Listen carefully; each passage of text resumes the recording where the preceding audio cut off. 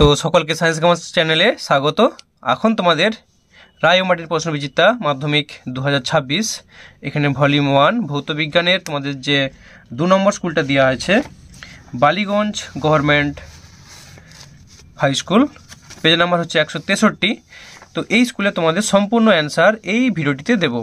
তো তোমরা যদি চ্যানেলটিতে নতুন হয়ে থাকো তাহলে এই ধরনের ভিডিওগুলি পাওয়ার জন্য অবশ্যই চ্যানেলটিকে সাবস্ক্রাইব করে রাখো। তো যাই হোক, দেখে নাও গ্রুপে একের দাগের একটা ওজন স্তরে সবচেয়ে বেশি ক্ষতি করে কোন গ্যাস? না, সবচেয়ে বেশি করে সিএফসি, অপশন নাম্বার বি। এরপর একের দাগের দুইটা বয়েলের সূত্রের ধ্রুবক হলো। তো বয়েলের সূত্র মানে উষ্ণতা স্থির থাকে এবং ভর স্থির থাকে, তাহলে অপশন চলে আসো সি। এরপরে প্রশ্ন, সমতল দর্পণের বক্রতা ব্যাসার্ধের মান কত হবে? অ্যান্সার হচ্ছে অসীম মানে ইনফিনিটিভ, অ্যান্সার বি। চলো এরপরে প্রশ্নগুলো। এরপর একের দাগের চারেরটা কি বলছে দেখো, কোন বর্ণের আলোর প্রতিসরাঙ্ক সবচেয়ে বেশি? তো বেগুনি, নীল এগুলো হয়, তাকে নীল অপশন আছে, তো নীলের অ্যান্সার করবে বেনিয়া সহ কলা, তো নীল হবে।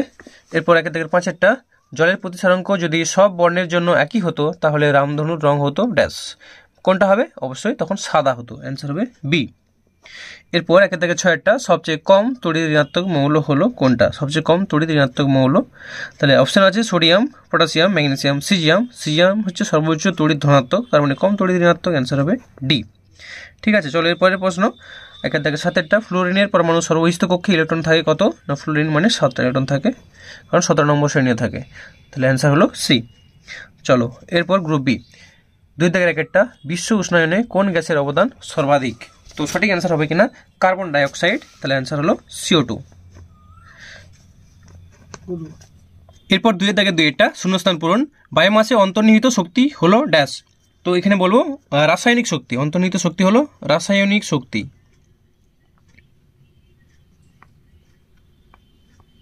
রাসায়নিক শক্তি। এরপর অথবাটা পাওয়ার অ্যালকোহল কি? তো তোমাদের এই পাওয়ার অ্যালকোহলের অ্যান্সারটা আমি ভট্টাচার্য ব্রাদার্সের বই থেকে দেখিয়ে দিচ্ছি। পেজ নাম্বার তোমরা পাবে 7 নম্বর পেজে দেওয়া আছে পাওয়ার অ্যালকোহল। ঠিক আছে, তো দেখে নাও অ্যান্সারটা, যে বায়ো ইথানলকে সর্বাধিক 10% সাধারণত গ্যাসোলিন বা পেট্রোলের সঙ্গে মিশিয়ে যানবাহন চালাতে জ্বালানি হিসেবে ব্যবহার করা হয়। এটি হলো কিনা পাওয়ার অ্যালকোহল বা গ্যাসোল। ঠিক আছে, চলো এরপরে নেক্সট প্রশ্ন কি আছে দেখে নেওয়া যাক। এরপরের প্রশ্ন, চার্লসের সূত্রের চলরাশিগুলি কি কি? তো চার্লসের সূত্রের চলরাশিগুলি হলো গ্যাসের আয়তন এবং গ্যাসের উষ্ণতা। তাহলে গ্যাসের আয়তন পুরো ভাষাটা লিখছি না, এবং গ্যাসের উষ্ণতা। ঠিক আছে, এরপর চলো দুই দাগের পাঁচেরটা, মোটর গাড়ির হেডলাইটে কোন ধরনের দর্পণ ব্যবহার করা হয়? তো মোটর গাড়ির হেডলাইটে দেখো, হেডলাইটে কি হয়, আলোটাকে অনেক দূর পর্যন্ত পাঠাতে হয়। তাহলে আলো যেহেতু অনেক দূর পর্যন্ত যায়, তাই এই ক্ষেত্রে কি ব্যবহার করবো আমরা? অবতল দর্পণ। ঠিক আছে, মোটর গাড়ির হেডলাইটে কোন ধরনের দর্পণ ব্যবহৃত হয়? তাহলে অ্যান্সার হবে কিনা অবতল দর্পণ। এরপর অথবাটা দাঁতের চিকিৎসকরা কোন ধরনের গোলীয় দর্পণ ব্যবহার করেন? এটারও অ্যান্সার হবে কিনা অবতল দর্পণ, অবতল দর্পণ।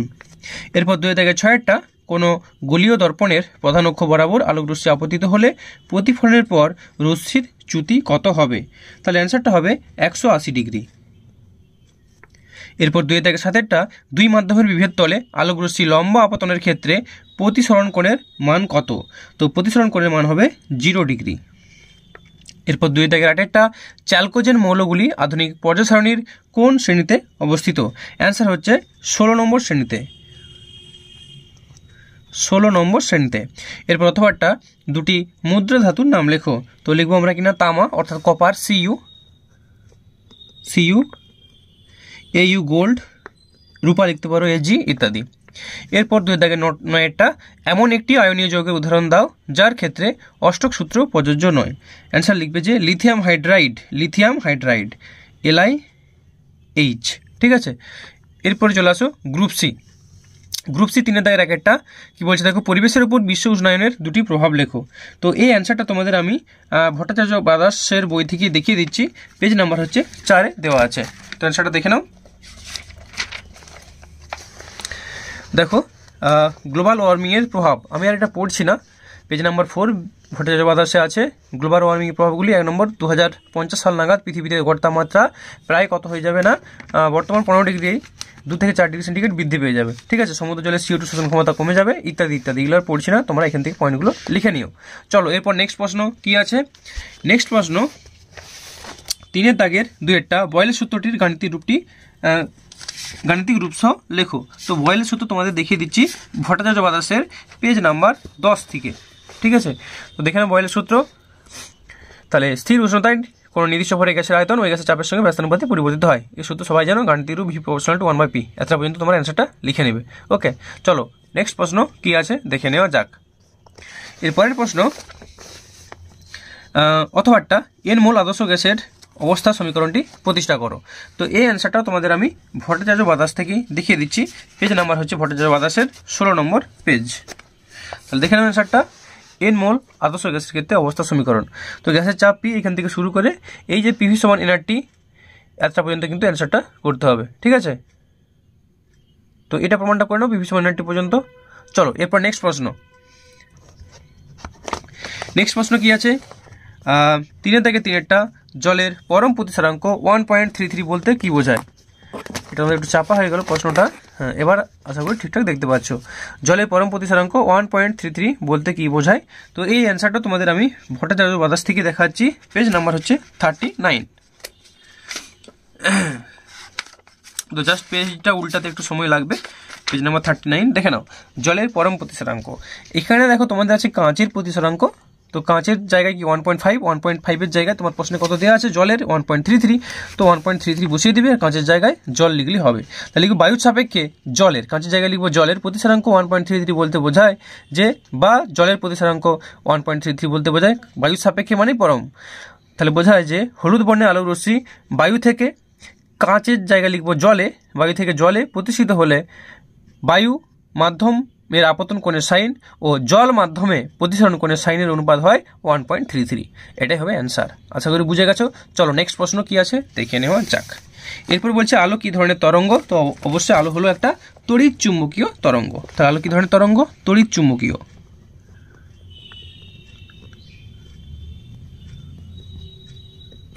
তরঙ্গ। এরপর অথবাটা একটি অবতল দর্পণের ফোকাস দৈর্ঘ্য x, দর্পণের ফোকাস থেকে ফোকাস দূরত্বের দ্বিগুণ দূরত্বে একটি বস্তু রাখলে ফোকাস থেকে 3x দূরত্বে বস্তুটির প্রতিবিম্ব গঠিত হয়। প্রতিবিম্বের বিবর্ধন নির্ণয় করো। তো অ্যান্সারটা দেখে নাও। অ্যান্সারটা এভাবে করবে যে পদার্থ ফোকাস দৈর্ঘ্য f সমান x, তাহলে বস্তু দূরত্ব কত হবে? u সমান ফোকাস f প্লাস তার থেকে আবার 2f দূরত্ব, তাহলে f প্লাস 2f মানে 3f, 3f মানে f এর মান যে 3x, তাহলে 3x বলতেই পারি। প্রতিবিম্ব দূরত্ব v সমান কত? f প্লাস 3f, প্রশ্ন অনুযায়ী এটাই দেওয়া আছে। তাহলে কত পাচ্ছি আমরা? 4f, 4f মানে 4x। তাহলে প্রতিবিম্বের বিবর্ধন কত? m সমান জিজ্ঞাসা চিহ্ন, আমরা জানি m সমান কত? প্রতিবিম্বের দূরত্ব ডিভাইডেড বাই বস্তু দূরত্ব মানে v বাই u। তো v বাই u মানগুলো বসিয়ে দাও, 4x বাই 3x মানে 4/3। লিখবো অতএব প্রতিবিম্বের বিবর্ধন হবে 4/3। এটি হলো কিনা অ্যান্সার। আশা করি বুঝে গেছো। চলো নেক্সট প্রশ্ন দেখে নেওয়া যাক। এর পরের প্রশ্ন কি আছে দেখো, যে আয়নীভবন শক্তির সংজ্ঞা দাও। এরপর বলছে দ্বিতীয় পর্যায়ভুক্ত কোন মৌলের ক্ষেত্রে এর মান সর্বনিম্ন। তাহলে প্রথম দেখে নেওয়া যাক আয়নীভবন বিভবের সংজ্ঞা। তাহলে এটা হচ্ছে তোমাদের আমি ভট্টাচার্য ব্রাদার্স থেকেই দেখিয়ে দিচ্ছি। পেজ নাম্বার হচ্ছে 98। তো দেখে নাও অ্যান্সারটা, আয়নীভবন বিভব বা আয়োনাইজেশন শক্তি বা প্রথম ক্রমের আয়োনাইজেশন শক্তি। তাহলে এই সংজ্ঞাটা লিখবে যে সর্বনিম্ন শক্তি স্তরে থাকাকালীন কোনো মৌলের একটি গ্যাসীয় প্রসম বিচ্ছিন্ন পরমাণু যোজতা কক্ষের সবচেয়ে শিথিলভাবে আবদ্ধ অর্থাৎ মোস্ট লুজলি বাউন্ড ইলেকট্রনকে অপসারিত করে পরমাণুটিকে গতিশক্তিহীন 1 একক পজিটিভ আধানযুক্ত আয়নে পরিণত করতে যে ন্যূনতম শক্তির প্রয়োজন হয় তাকে ওই মৌলের আয়োনাইজেশন শক্তি বলে। ঠিক আছে, এটাই ছিল ওই অ্যান্সার। এরপরে প্রশ্ন কি আছে দেখো ওর সাথেই, যে দ্বিতীয় পর্যায়ভুক্ত কোন মৌলের ক্ষেত্রে এর মান সর্বনিম্ন। তার মান সর্বনিম্ন কার হবে? দ্বিতীয় পর্যায়ে আছে লিথিয়াম, লিথিয়ামের সর্বনিম্ন। তাহলে লিথিয়াম লিখবে, লিথিয়াম বানান করে ব্র্যাকেটে লিখবে এলআই, আমি শুধু এলআই লিখে দিচ্ছি। চলো নেক্সট প্রশ্ন, অথবাটা নোবেল গ্যাসগুলি খুব নিষ্ক্রিয় হয় কেন। তো এই অ্যান্সারটা তোমাদের আমি ভট্টাচার্য ব্রাদার্স থেকে দেখিয়ে দিচ্ছি। পেজ নাম্বার 96, যে নোবেল গ্যাসগুলি নিষ্ক্রিয় হয় কেন।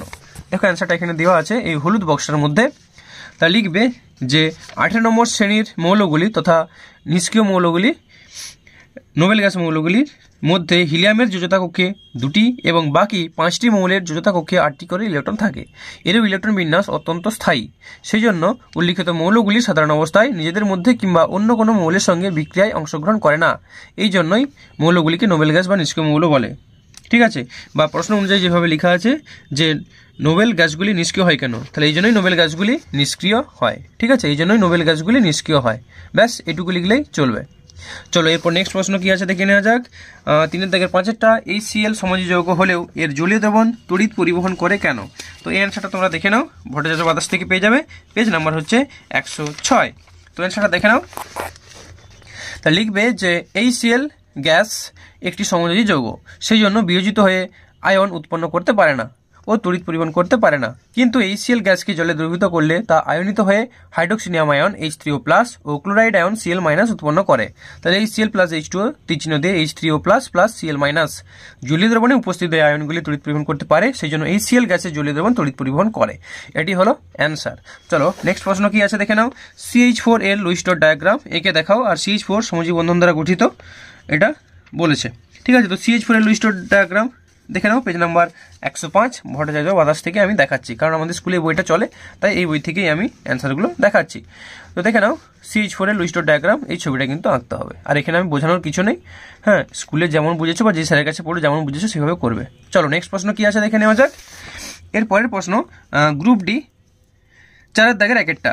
STP-তে নির্দিষ্ট ভরে কোনো গ্যাসের আয়তন 52 মিটার কিউব হলে অপরিবর্তিত উষ্ণতায় 107 সেমি Hg যাবে, গ্যাসটির আয়তন কত হবে? তাই সেটা দেখে নাও, এভাবে করে নেবে। তাহলে কি প্রদত্ত V1 = 52 মিটার কিউব, STP-তে P1 = 76 সেমি Hg, P2 দেওয়া আছে 104 সেমি Hg, V2 জিজ্ঞাসা চিহ্ন। তাহলে লিখবো আমরা জানি P1 V1 = P2 V2 বা V2 = P1 V1/P2। মানগুলো বসিয়ে দাও। তাহলে 76 × 52/104 কাটাকাটি করলে পাবে 38। লিখব অতএব গ্যাসটির নির্ণয় আয়তন 38 মিটার কিউব। এটি হলো এর অ্যান্সার। চলো নেক্সট প্রশ্ন কি আছে দেখে নেওয়া যাক। এরপর 4 দাগের 1-এর অথবাটা 27 ডিগ্রি সেন্টিগ্রেড উষ্ণতায় নির্দিষ্ট ভরে কোনো গ্যাসের আয়তন 600 সিসি, স্থির চাপে কোন উষ্ণতায় গ্যাসের আয়তন 3 গুণ হয়। ঠিক আছে, তো অ্যান্সারটা দেখে নাও।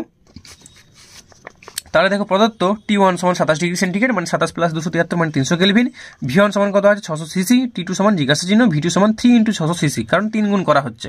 তাহলে লিখবো আমরা জানি V1/T1 = V2/T2, তাহলে বা T2 = V2 T1/V1। মানগুলো বসিয়ে দাও, বসিয়ে দিলে কাটাকাটি করো, কাটাকাটি করলে পাওয়া যাচ্ছে 900 কেলভিন। তাহলে লিখবো অতএব নির্ণয় উষ্ণতা 900 কেলভিন বা 900 - 273 = 627 ডিগ্রি সেন্টিগ্রেড। তো দেখো তোমাদের অ্যান্সারটা এখানে বইয়ের যেটা দেওয়া আছে মিলবে নি, তোমরা ভাবছো অ্যান্সার ভুল। না, অ্যান্সার কোনো ভুল নেই, এখানে 3 গুণ বলেছে। ঠিক আছে, এটা 3 গুণের জায়গায় 2 গুণ করলে অ্যান্সার কিন্তু মিলে যাবে, কিন্তু প্রশ্ন 3 গুণ আছে, তোমাকে 3 গুণই করতে হবে, অ্যান্সার মিলানোটা বড় কথা নয়। চলো নেক্সট প্রশ্ন কি আছে দেখে নেওয়া যাক। আচ্ছা, এরপরের প্রশ্ন 4 দাগে 2-টা। প্রমাণ করো অবতল দর্পণের ক্ষেত্রে ফোকাস দূরত্বের মান ওর বক্রতা ব্যাসার্ধের অর্ধেক, অর্থাৎ F = R/2 তোমাকে প্রমাণ করে দেখাতে হবে। তো এই অ্যান্সারটা তোমাদের ভট্টাচার্য বাতাস থেকে আমি দেখিয়ে দিচ্ছি, পেজ নাম্বার 36। দেখে নাও অবতল দর্পণের ক্ষেত্রে, এই যে অবতল দর্পণের ক্ষেত্রে প্রমাণটা দেওয়া আছে F = R/2। এটা আমি আর পড়ছি না, যার যে বই আছে সে সেই বই থেকে কিন্তু প্রমাণটা করে নেবে। ঠিক আছে, এই যে লাস্টে R = 2F বা F = R/2, এতটা পর্যন্ত প্রমাণটা কিন্তু তোমাকে করতে হবে। অবশ্যই ছবি কিন্তু আঁকতে হবে, এই ছবি কিন্তু মাস্ট, ছবি দরকার। চলো এরপর নেক্সট প্রশ্ন কি আছে দেখে নেওয়া যাক। এরপরের প্রশ্ন, মেন্ডেলিভের পর্যায় সারণীর একটি ত্রুটি উল্লেখ করো। আর বলছে পর্যায় ও শ্রেণী বরাবর মৌলের বিজারণ ধর্ম কিভাবে পরিবর্তিত হয় লেখো। তাহলে দেখে নাও অ্যান্সারটা। দেখো তোমরা এভাবে লিখতে পারো যে মেন্ডেলিভের পর্যায় সারণীর ত্রুটি, 2টো পয়েন্ট লিখেছি, একটা লিখতে বলে যে এর দুটোর মধ্যে যে কোনো একটা লিখবে। তাহলে লিখবো অপেক্ষাকৃত কম পারমাণবিক ভর বিশিষ্ট মৌলকে তুলনামূলকভাবে বেশি পারমাণবিক ভরযুক্ত মৌলের পরে স্থান দেওয়া হয়েছে। যেমন আর্গন 40 আগে আছে, পরে আছে কিনা পটাশিয়াম 39। এই পয়েন্টটা যদি না লিখো তাহলে এই পয়েন্টটা লিখবে, যে কোনো একটা। আইসোটোপগুলির পারমাণবিক ভর ভিন্ন হলেও তাদেরকে একই স্থানে রাখা হয়েছে, যেমন O16, O17, O18 এক জায়গায় আছে। ঠিক আছে, এটা হলো অ্যান্সার। এর পরের প্রশ্ন আছে দেখো, পর্যায় ও শ্রেণী বরাবর মৌলের বিজারণ ধর্ম কিভাবে পরিবর্তিত হয়, এটা 2 নম্বর আছে। তাই অ্যান্সারটা এভাবে লিখবে যে পর্যায় বরাবর বিজারণ ধর্মের পরিবর্তন, কোনো পর্যায়ের বাম দিক থেকে ডান দিকে গেলে অর্থাৎ শ্রেণী সংখ্যার বৃদ্ধির সঙ্গে সঙ্গে মৌলগুলির বিজারণ ধর্ম হ্রাস পায়। যেমন দ্বিতীয় পর্যায়ের ক্ষেত্রে বিজারণ ধর্মের ক্রমটি হলো লিথিয়াম > বেরিলিয়াম > বোরন, তারপরে কার্বন, নাইট্রোজেন, অক্সিজেন, ফ্লোরিন সব > দিয়ে লিখে দেবো, হয়ে গেল। এবার হচ্ছে শ্রেণী বরাবর বিজারণ ধর্মের পরিবর্তন। তাহলে লিখবো কোনো শ্রেণীর ওপর থেকে নিচের দিকে নামলে মৌলগুলির বিজারণ ধর্ম বা বিজারণ ক্ষমতা বৃদ্ধি পায়। যেমন 17 নম্বর শ্রেণীর মৌলগুলিকে বিজারণ ধর্মের ক্রম হলো কিনা ফ্লোরিন, ক্লোরিন, ব্রোমিন, আয়োডিন, অবশ্যই লেস দেন দিয়ে লিখবো, fluorine less than chlorine, less than bromine, less than iodine, অর্থাৎ আয়োডিন সবচেয়ে বেশি। ঠিক আছে, তো এইভাবে আমরা অ্যান্সারটা লিখে নিয়েছি, তোমরা এইভাবে করে নিতে পারো। চলো নেক্সট প্রশ্ন কি আছে দেখে নেওয়া যাক।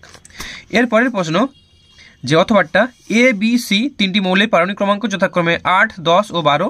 B হলো একটি নিষ্ক্রিয় মৌল। তো কি কি জানতে চেয়েছে? 1 নম্বর, কোন মৌলটি সর্বাপেক্ষা বেশি তড়িৎ ঋণাত্মক? কোন মৌলটি পরমাণুর আকার সবচেয়ে ছোট? এ মৌলটি দীর্ঘ পর্যায় সারণী কোন শ্রেণীতে অবস্থিত? তাহলে তোমরা অ্যান্সারটা দেখে নাও। এভাবে করে নেবে যে মৌল পারমাণবিক সংখ্যা ইলেকট্রন বিন্যাস সাজিয়ে নিতে পারো আগে। এ বি সি, তাহলে এ এর কত হচ্ছে 8, 8 বলেছে মানে 2,6, বি এর হচ্ছে 10 পারমাণবিক সংখ্যা, তাহলে হবে 2,8, সি এর হচ্ছে কত 12 মানে 2,8,2। এবার লিখবো উপরিউক্ত তথ্য থেকে বা উপরিউক্ত সর্ববহিষ্ঠ কক্ষপথে ইলেকট্রন সংখ্যা এবং কক্ষপথ সংখ্যার এই তথ্য দুটোকে আমরা বিবেচনা করে পাই যে 1 নম্বর অ্যান্সার লিখবো সর্বাপেক্ষা বেশি তড়িৎ ঋণাত্মক মৌল হবে কিনা এ। কারণ কি দেখে নাও, এ কোথায় আছে 16 নম্বর শ্রেণী, 6 আছে মানে লাস্টে কি 16 নম্বর শ্রেণী, 16 নম্বর শ্রেণী তড়িৎ ঋণাত্মকতা কি হবে সবচেয়ে বেশি, কারণ 18 নম্বর শ্রেণী তড়িৎ ঋণাত্মকতা বেশি হবে না, আয়নাইজেশন শক্তি বেশি হয়। তো এটা অ্যান্সার না হলে হতো, এটা যদি 7 থাকতো এখানে তাহলে হতো। তো এখানে 6টা অ্যান্সার হয়ে গেল। এরপর অর্থাৎ এ। তারপর অ্যান্সারটা 2 নম্বর, পরমাণুর আকার সবচেয়ে ছোট। তো পরমাণু কি হবে না, যে সবচেয়ে ডান দিকে থাকবে, ডান দিকে কি আছে এখানে 8 আছে মানে 18 নম্বর শ্রেণী। তো এ কি পরমাণু আকার সবচেয়ে ছোট হবে মানে অ্যান্সার হবে বি, পরমাণু আকার সবচেয়ে ছোট বি মৌলটির। এরপর 3 নম্বর, এ মৌলটি দীর্ঘ পর্যায় সারণীর কত নম্বর শ্রেণীতে অবস্থিত না লাস্টে 6 আছে মানে অবশ্যই 16 নম্বর শ্রেণীতে অবস্থিত। তো 3টা অ্যান্সার হয়ে গেল। চলো এর পরের প্রশ্ন কি আছে দেখে নেওয়া যাক।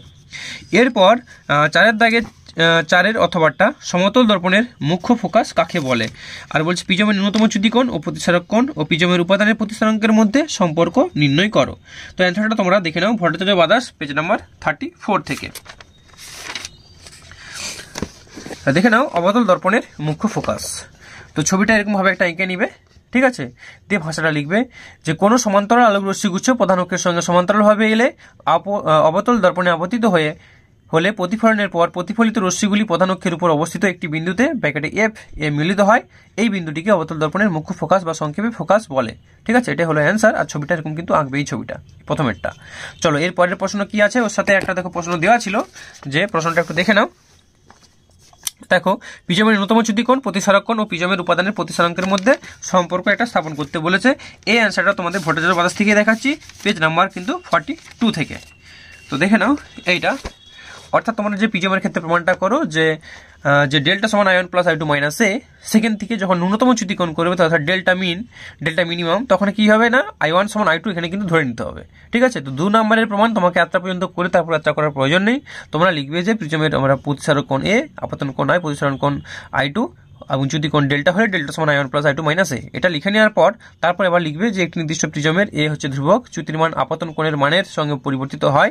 এই চ্যুতির মান ন্যূনতম হতে পারে যদি আপতিত রশ্মি এবং নির্গত রশ্মি প্রতিসারক তলগুলির সঙ্গে একই কোণে আনত থাকে, অর্থাৎ যদি I1 সমান I2 সমান I0 হয় তখন ডেল্টা সমান ডেল্টা মিনিমাম, অতএব ডেল্টা মিনিমাম সমান 2I0 মাইনাস এ, বা I0 সমান এ প্লাস ডেল্টা মিনিমাম বাই 2।